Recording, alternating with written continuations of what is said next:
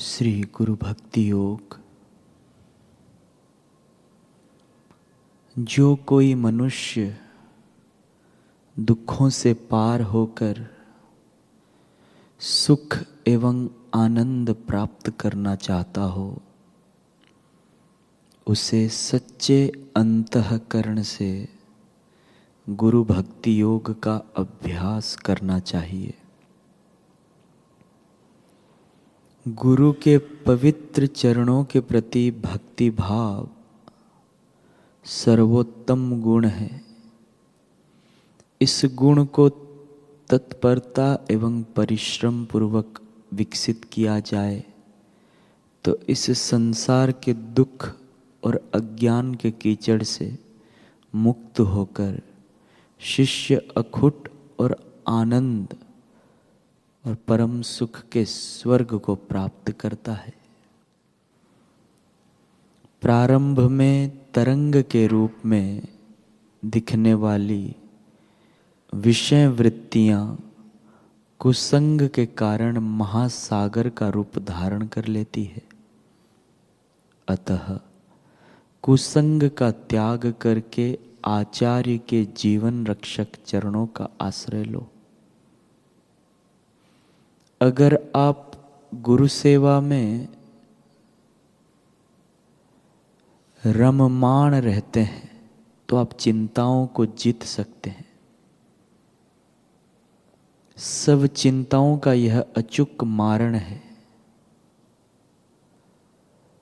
उत्तम शिष्य को अपने गुरु पर किसी भी परिस्थिति में संदेह नहीं लेना चाहिए या उनकी उपेक्षा नहीं करनी चाहिए। आदरणीय गुरु के पवित्र चरणों में साष्टांग दंडवत प्रणाम करने में लज्जित होना यह गुरु भक्ति योग के अभ्यास में बड़ा अवरोध है। स्वावलंबन,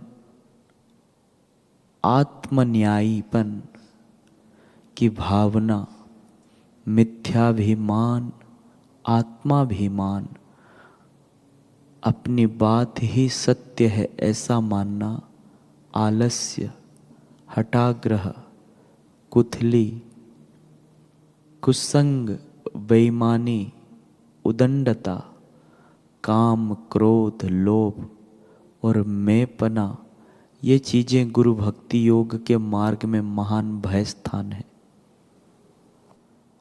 कर्म योग, भक्ति योग, राजयोग, हठ योग, ज्ञान योग आदि सब योगों की नींव गुरु भक्ति योग है।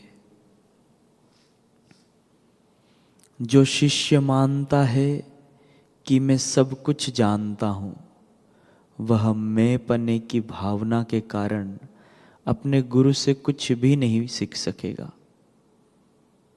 मैं खुद सच्चा हूं ऐसा गुरु के समक्ष दिखाना यह शिष्य के लिए बहुत ही खतरनाक आदत है। आप जब गुरु की सेवा करते हो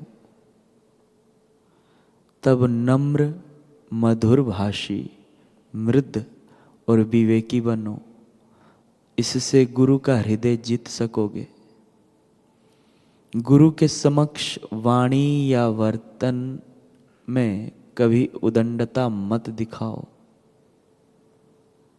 मोटी बुद्धि का विद्यार्थी गुरु भक्ति योग के अभ्यास में किसी भी प्रकार की ठोस प्रगति नहीं कर सकता। शिष्य को आदरणीय आचार्य के जीवन की उज्जवल बातें ही देखनी चाहिए। मन में अगर गुरु के विषय में कुविचार आए तो अपने आप को दंड दो। आपके लिए केवल इतना ही आवश्यक है कि गुरु भक्ति योग के मार्ग में अंतःकरण पूर्वक प्रामाणिक प्रयत्न करना है। अपना गुरु मंत्र अथवा गुरु का पवित्र नाम हर रोज 1 घंटे तक स्वच्छ नोटबुक में लिखो। चलते हुए खाते हुए, कार्यालय में काम करते हुए भी सदैव अपने गुरु मंत्र का जप करते रहो। महान गुरु में स्थित चमत्कारिक आध्यात्मिक शक्ति के द्वारा शिष्य में जो अद्भुत परिवर्तन किया जाता है, उस उपकार के महान ऋण का पूरा वर्णन करने की शक्ति वाणी में नहीं है। सद्गुरु साक्षात ईश्वर है, ऐसा जो कहा गया है वह सत्य ही है। उनकी महानता शब्दातीत है। गुरु का सानिध्य प्रबल आध्यात्मिक स्पंदनों के द्वारा शिष्य को ऊंची भूमिका पर ले जाता है और उसे प्रेरणा देता है। गुरु की महिमा शिष्य की स्थूल प्रकृति का परिवर्तन करने में निहित है। सद्गुरु के पूज्य चरणों में आश्रय लेना ही सच्चा जीवन है, जीवन जीने की सही रीति है। गुरु की शरणागति में जाना यही आत्म साक्षात्कार का मार्ग है। जब तक गुरु में अविचल श्रद्धा ना हो, तब तक किसी को भी परम सुख भोगने को नहीं मिलता। हमें अयोग्य लगता हो, फिर भी गुरु जो करते हैं वह योग्य ही है। गुरु के उपदेश में अविचल और अविरत श्रद्धा सच्ची गुरु भक्ति का मूल है।